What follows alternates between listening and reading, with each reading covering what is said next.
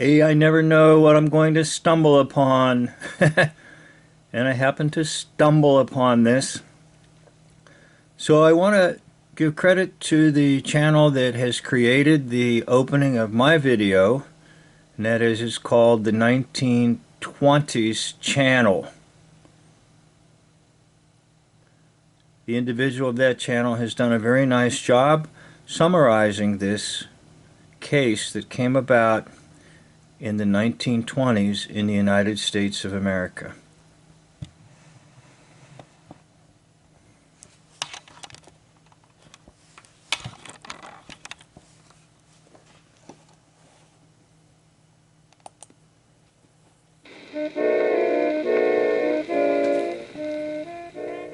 Perhaps not well known today, two men were involved in one of the most sensational and controversial trials of the 1920s, and certainly one of the biggest of the 20th century.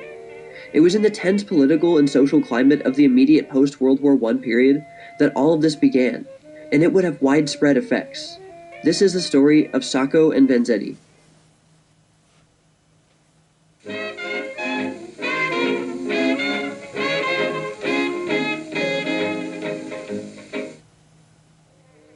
In 1920, Nicola Sacco and Bartolomeo Vanzetti were both Italian immigrants who had come to America in the same year. Both were migrant workers who worked relatively close to each other, and they were only 3 years apart in age. None of these circumstances were particularly unusual, but both were also alleged anarchists, a group that was especially detested in America at that time. World War I had permanently altered the political landscape of all of Europe, and Italy was right in the middle of it. At this time, many people became involved in radical political groups that used violence to achieve their political goals, especially poor people who had little to lose but everything to gain from such radicalism. This included many poor immigrants in the United States. These far leftist anarchists were especially angry at the wealthy capitalists, who they saw as enemies of the people. The American government started to crack down on far left groups in the late 1910s. These groups had largely opposed America's entry into World War I, and because many of them actively protested the war effort, this was seen as treasonous. But the treatment of those arrested was criticized. Police roughed up the suspects before they were thoroughly investigated, which was seen by many legal experts as a guilty before proven innocent situation. However, the public largely approved of these raids because they were seen as preventative against senseless violence. The raids really began after a series of bombings carried out by anarchist groups. The public and the government was sick of these types causing death and fear, especially because it was in their adopted country, which contributed to suspicions of certain groups of immigrants by Americans who were still basking in the patriotic fervor brought on by the war. Because many of these anarchists were Italian immigrants under the leadership of Luigi Galleani, an anti-Italian immigrant feeling began to develop. Sacco and Vanzetti's part in this story began on Main Street in the small industrial town of Braintree, Massachusetts, the same city where the founding father and second president of the U.S., John Adams, was born and raised. On April 15, 1920, a paymaster and his guard were on their way to deliver a payroll to a factory when they were ambushed by two armed men and fatally shot. The large sum of money was taken, and the suspects drove away in a waiting getaway car with a few more men inside. The police chief of nearby Bridgewater, Massachusetts, Michael E. Stewart, believed the murder robbery in Braintree was connected with the robbery of a shoe factory in Bridgewater the previous December by a group of suspects believed to be Italian anarchists. Stewart then orchestrated a trap to catch two possible suspects, both known Italian anarchists. But instead of catching either of these two suspects, instead, Sacco and Vanzetti fell into the trap. But despite being the wrong men, the police found them suspicious. Both were carrying handguns when arrested, and both were caught lying to the police when questioned. After being questioned, it was found that Sacco did have an alibi for the robbery in Bridgewater, though he had coincidentally taken a day off of work on April 15th, the day of the robbery and murder in Braintree. Vanzetti, on the other hand, didn't have an alibi for either crimes. These coincidental connections were enough to charge both men with murder on May 5th, and they were indicted on September 14th. This case was significant because it gave those on the left, socialists and other progressives, evidence that the American judicial system was critically flawed, something they had already been convinced of. To understand why this is, we have to look at American society at that time.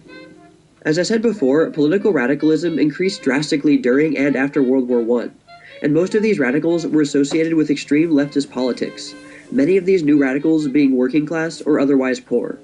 However, such politics became far more extreme than the I want you to notice the descending on this particular cartoon that he is using for his video down into chaos. And remember that the motto of the Masons at the highest order known to the inductees, that is, order out of chaos.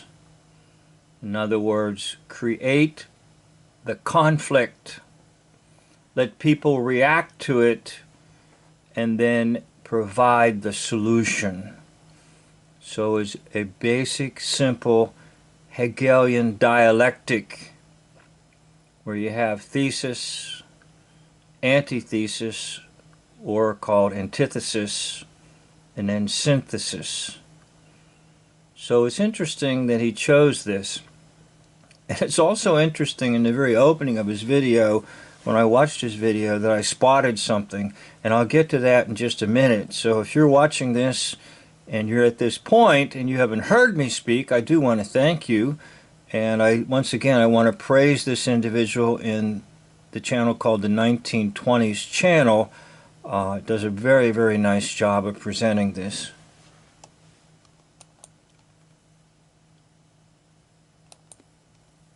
Comparatively tame socialism, shifting over to communism or even anarchism. This led to the first Red Scare in the immediate post-war period. The left was heavily involved in workers' rights and unions. During this time, there was a sharp increase in union activities, which resulted in strikes that became larger and larger, eventually leading to the first general strike in American history in 1919, significantly disrupting factory production in many states.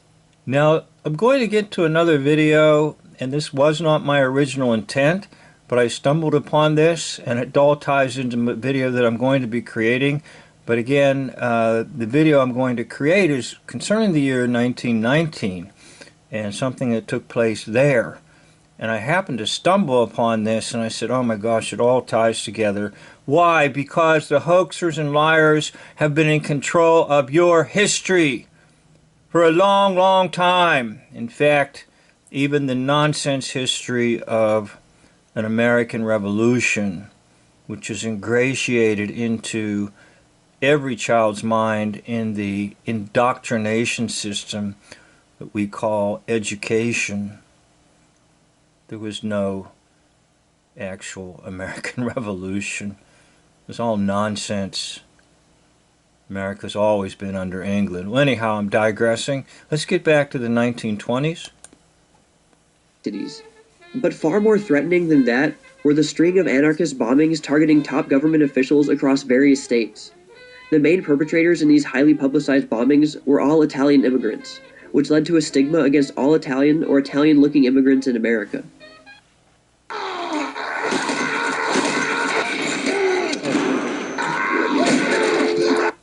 These small-scale bombings targeting individuals only killed 2 and injured 2, but that was nothing compared with the next bombing. On September 16th, only 2 days after Sacco and Vanzetti were indicted, a wagon loaded with explosives blew up on Wall Street, indiscriminately killing more. Now, once again, back to the hoax-lie system. From all that we've studied together and known, does this not look like a staged photograph? Supposedly a bomb explodes and everybody just can't wait to go to where the bomb exploded and gather around, and they've got their nice clothes on, everybody's calm. Once again, they stage the news. The news is not reported, it's made, it's created. More than 3 dozen civilians and injuring hundreds more. It is believed that this was retaliation for the Sacco and Vanzetti case. But this would only make things worse for them. Because of what seemed like a clear connection to violent activities, it appeared to many that Sacco and Vanzetti were part of a secret terrorist organization that was capable of carrying out horrific acts. It was already believed by those on the left that the American courts treated immigrants and... Once again, does it really look like they're transferring criminals, or does it look more like a staged Hollywood production? Because most likely to just capture people naturally. Somebody with a camera, these individuals would be looking at the camera, and so would everyone. And I'm not too sure of my technical skills about cameras, but given the time period, it would have required everybody to remain pretty still, and it would have been very cumbersome. In other words, it was obvious. So why are they not looking at the camera? Because professional actors are told, don't look eye to eye in the camera, look natural. Minorities unfairly. Sacco and Vanzetti were essentially the poster children of what many thought was everything that was wrong in America at that time. They were immigrants, they were leftist anarchists, they were believed to have committed murder. This perfect storm did not bode well for Sacco and Vanzetti. With all this context in mind, let's continue with the case. First, Vanzetti was convicted of first-degree murder for the Bridgewater robbery, despite only really having against him circumstantial evidence and unclear witness identification. For the Braintree murders, Sacco and Vanzetti's trial began in May 1921, a full year after being charged with the murders. With the social attitude the way it was towards Italian immigrants and suspected radical anarchists, there was virtually no hope of them getting let off. The trial went deeper into the forensics of the case, though that scientific field was still in the early stages of development. One of the 4 bullets from the victims was believed by experts to have been fired from Sacco's .32 Colt handgun, but this went against multiple witness testimony that they only saw one man fire 4 shots at that particular victim, and Vanzetti's handgun could not be directly connected to the murders. However, Vanzetti didn't seem to know much about his own gun, leading prosecutors to allege that he took it from one of the victims. But there was little evidence linking Vanzetti to the crime, and virtually all of the evidence prosecutors used against Sacco were coincidental in nature, and would almost certainly not hold up in court nowadays. The case was not yet widely known at this point, but many intellectuals and those heavily involved in politics understood the importance of the trial. Their conviction was practically guaranteed given the circumstances. Notice it says Trafalgar Square, so the trial and everything is going in a sense worldwide, which is another clue that it's all staged malarkey. Oh, and incidentally, too, before I forget to mention, I believe there was a fund established, and that's always part of the hoax lie system, establishing a fund so people could donate. But it also presented a potentially divisive problem. Those sympathetic to Sacco and Vanzetti's plight believed that they were being scapegoated and would absorb all the blame for the recent terrorist activities, and the killing of 2 innocent men would do little to solve that issue. And if the case became highly publicized, it could intensify anti-immigrant prejudices among the public, possibly leading to more sham trials. But the most troubling of all was the belief that they would be found guilty of murder based almost solely. Now what's interesting is back in the 1920s, you have a lot of this large wave of immigration and hostility towards immigrants and hostility towards those that are not, quote, pure-blooded Americans, even though the only pure-blooded Americans were the American Indians, that every individual in the United States is the product of some mixture of nationalities and ethnicities. But anyhow, you can see some parallels to our modern times at the moment, raising a lot of hostility towards immigrants and immigration in the United States, and then trying to, quote, do something about it. Now, the title of his video is Sacco and Vanzetti, Murderers or Scapegoats. And so this shenanigan is presented to the public. I'll get to my discovery here, and I do want to thank you if you're still watching, because many people bail out very quickly and they want 30-second videos, 3-minute videos, so they can move on to the next one. If you're not one of those individuals, I want to thank you. Retain your ability to be able to dig into issues, to not have a 30-second, 3-minute mentality. Their political beliefs. On July 21st, 1921, the inevitable happened. Sacco and Vanzetti were both convicted of first-degree murder and sentenced to death. In the next few years, multiple pleas were made for a new trial based on the fact that new and better methods in forensics had... Okay, there's even a possibility that the entire concept of death penalty is a hoax. That one I'm not digging into at the moment, but I know Dave J. pretty much covered that, and it's not really the point of this video. But once again, if you look at all the photos and all the newsreels, you'll see it's pretty well staged for the public.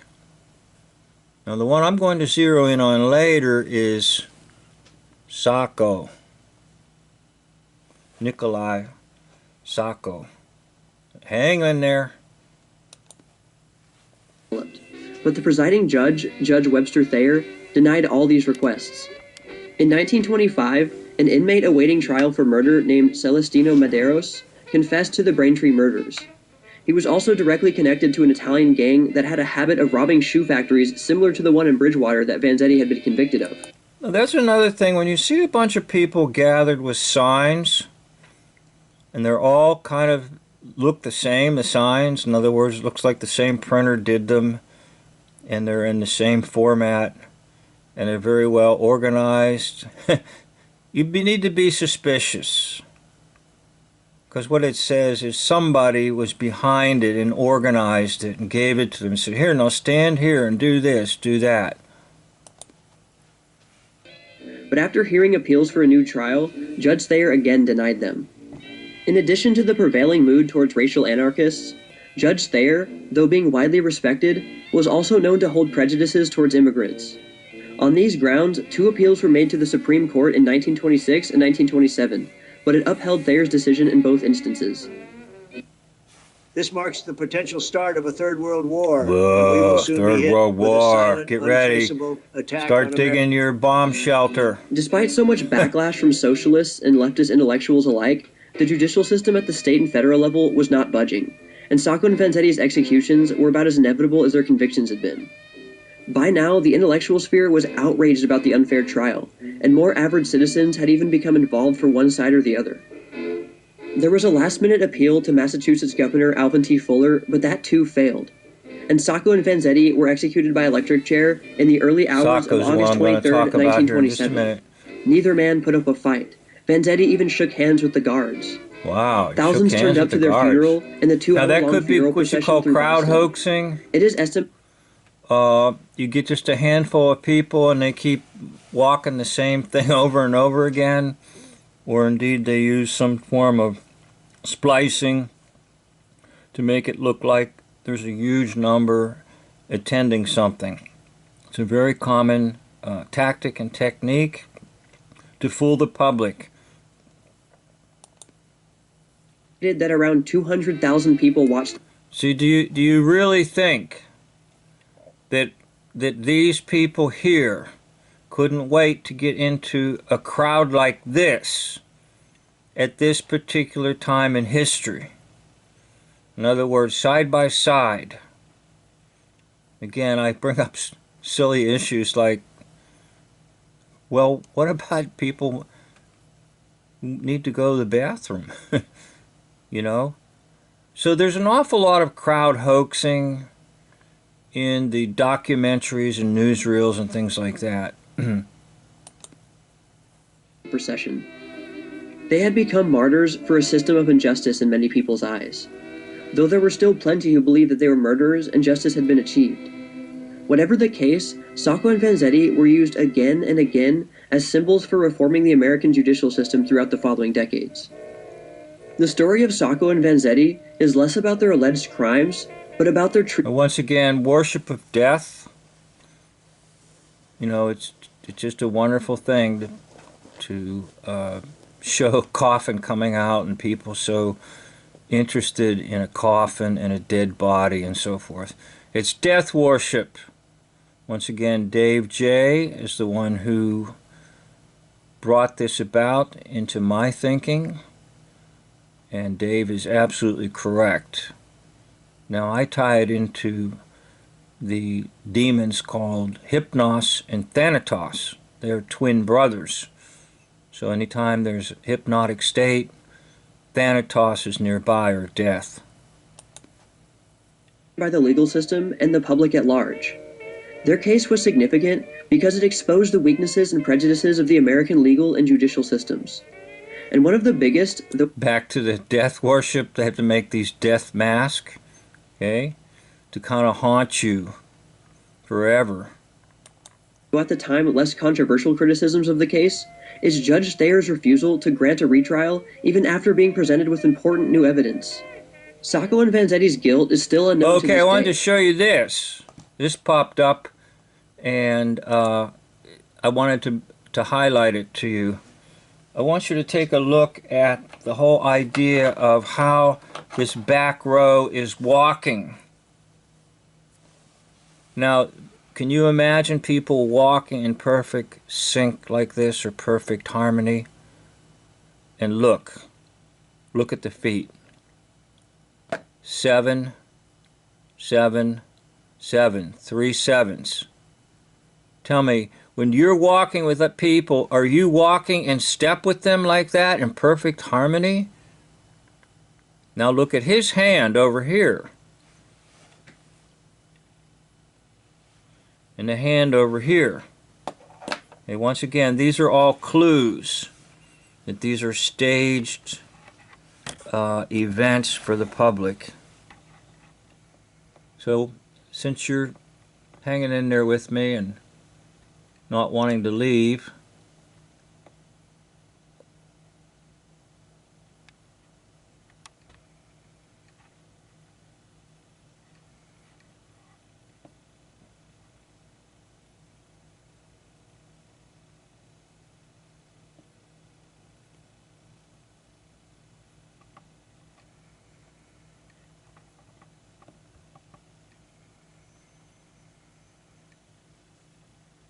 trying to get that hand.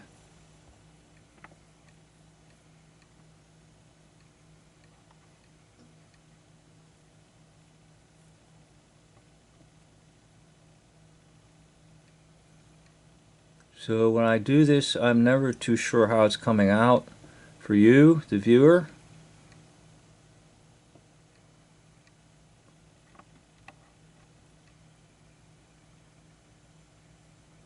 And we'll go back to the feet over here.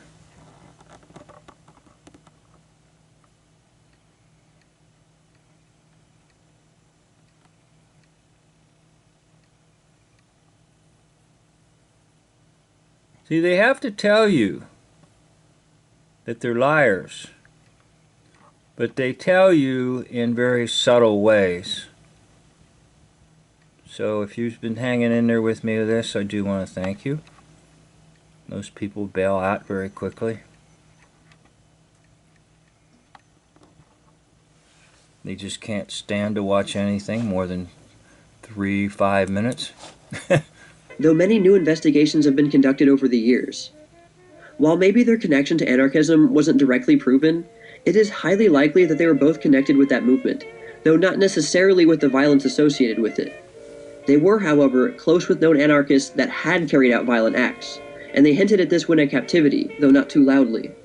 Of course, some people think that both truly were innocent and used as scapegoats for the government's war on leftist radicals. Others believe that both were in fact guilty, but the actual evidence for that is still not very clear. A more nuanced conclusion is that Sacco was guilty, but Vanzetti was innocent. Virtually all who met Vanzetti in person described him as a gentle soul who would never harm anyone. And the more convincing argument is that there... By the way, that's a recurring theme too, when they talk about somebody going berserk and shooting in a school or shooting somewhere. They'll say, "Oh, he was my neighbor and he was very nice. He baked us an apple pie and brought us over an apple pie. And it was a delicious apple pie. I just can't believe that he went into the school and shot everybody up." It's kind of a common theme, so that you get spooked out thinking your neighbor who brings you an apple pie someday could come over and shoot and kill you. less evidence connecting him to the crimes than Sacco. But again, both were likely involved with an anarchist organization. Whatever the true verdict, the case of Sacco and Vanzetti had a huge impact on society, especially calling attention to a corrupt system that targeted, or at least unfairly treated, minorities and immigrants. Once again, crowd hoaxing. You really think that thousands of people stood next to each other, inch by inch? Would you like to be in this spot right up here? And let me ask you a question. What if you had to go to the bathroom? That's why it's a Still an hoax. issue that continues to this day.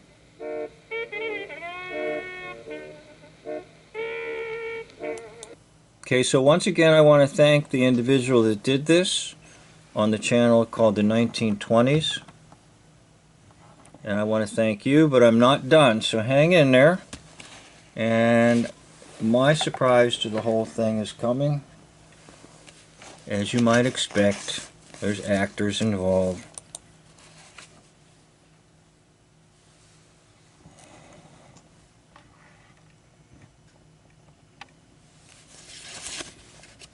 The accused anarchist murderer, Nikolai Sacco. The silent film actor, Harold Lloyd.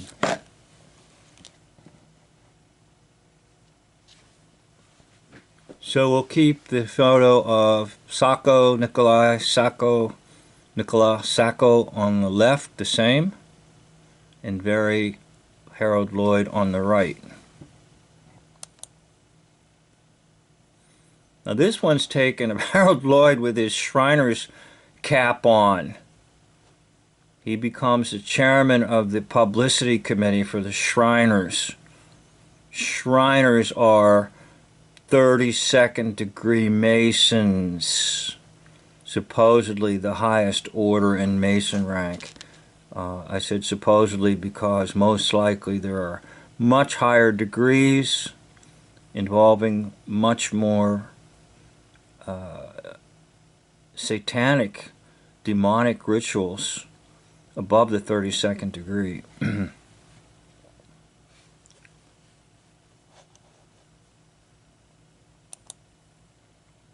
Okay, once again, varying the photo of Harold Lloyd on the right, but Sacco is on the left. Now the percentage is not that high. Some of it is Harold Lloyd loved to wear these glasses all the time for show. They were just props. Some of it is age, and some of it is they would have applied some different things to Sacco if he's going to play the role in the hoax lie system. They would have put some makeup on him and so forth, so he wasn't easily recognized. Okay, there's another. It's not as high, but it doesn't bother me. I don't get upset when it's not that high. Okay, back to this one, 49%, 49%, 52%. So it's high enough for me. It might not be high enough for you. And I usually like to do one more thing, and that is I like to go to the whole area and idea of their birth.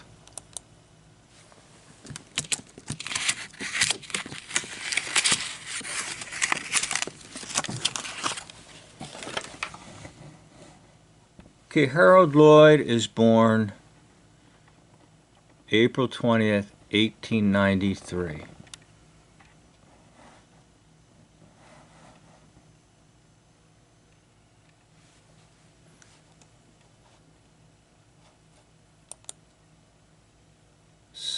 Nikolai Sacco was born supposedly in 1891. And here is Sacco.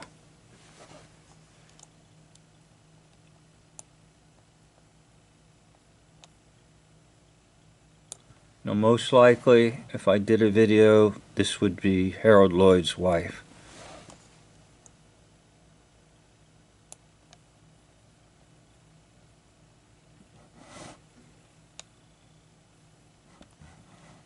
Okay, trying to scare the bejeevers out of everybody. But there's another twist to this whole story, and that's going to involve another video. This was not my original video that I wanted to shoot.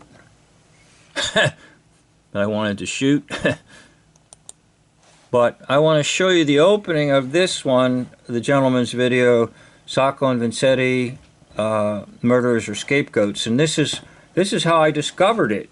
It actually was watching his video. I was researching something else.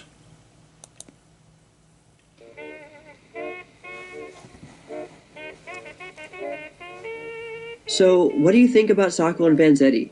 Were they guilty or innocent, or was only one of them guilty? Let me know your thoughts in the comments. I hope you enjoyed this video, and I hope I shed a little bit of light on the importance of this case for those who didn't already know about it. If you liked this video, or if you're interested in the 1920s, please consider subscribing to my channel for more mini documentaries like this, as well as 1920s media and pop culture.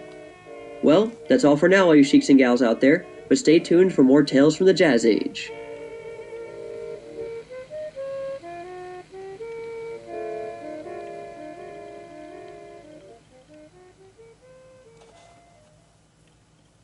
Okay, we're going to watch it again. You hung in there with me. Sorry for all these commercials. Can't help it. And I'm going to show you how I got onto this. I always like to show people. Despite so much backlash from socialists and leftist intellectuals alike, the judicial system at the state and federal level was not budging. And Sacco and Vanzetti's executions... This is the opening.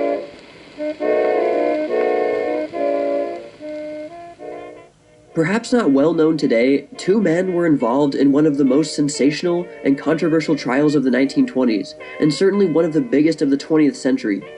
It was in the tense political and social climate of the immediate post-World War I period that all of this began, and it would have widespread effects. This is the story of Sacco and Vanzetti. Okay, there it was. Right there. Climate of the immediate post-World War I period that all of this began, and it would have widespread effects. This is the story of Sacco and Vanzetti.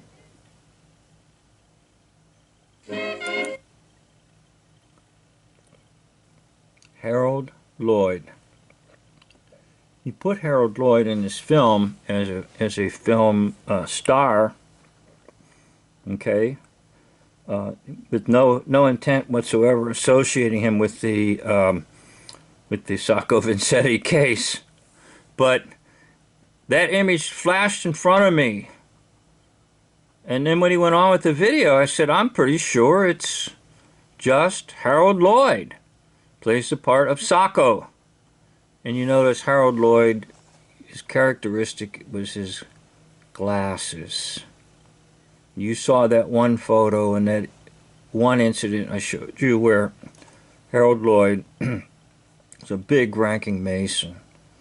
So he'd have been mighty happy to participate in hoaxing America, playing the role of Sacco, the poor migrant, immigrant, Italian, falsely accused of murder, insurrection, bombs, and so forth. And it became a drama that went on for maybe close to 10 years in America. Well, anyhow, this was not my original video, and I know it's quite lengthy. Those of you that hang in there, I do want to thank you, and I hope that I brought some insight to you from the 1920s. And stay tuned, I have another video coming up that was the original intent. And this is kind of a spin-off. I discovered it and I'm like, oh my gosh, I got to show everybody. So thank you for watching. Blessings to you. Cheers. End of video.